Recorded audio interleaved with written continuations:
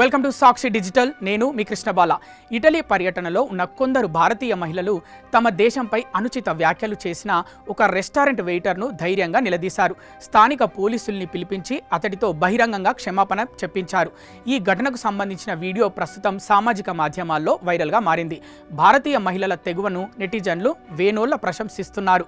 June 23న ఇటలీలోని Pisa నగరంలో ఉన్న ఆంటికా ట్రాటోరియా ఆంటోనిట్టా అనే రెస్టారెంట్లో ఈ ఘటన చోటు చేసుకుంది. సోషల్ మీడియా ఇన్ఫ్లుయెన్సర్ ఖుషీ దుబేతో పాటు మరికొందరు భారతీయ మహిళలు అక్కడ లంచ్ కోసం వెళ్లారు.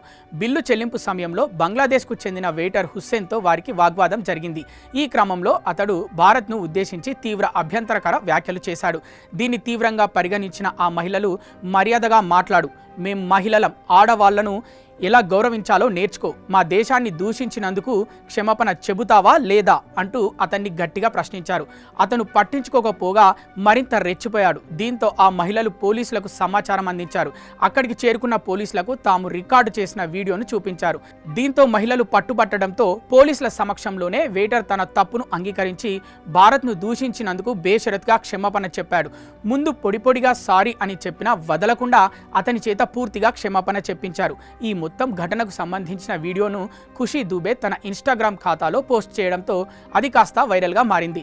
పరాయి దేశంలో తమ దేశ గౌరవం కోసం నిలబడిన మహిళల ధైర్యాన్ని నెటిజన్లు కొనియాడుతున్నారు.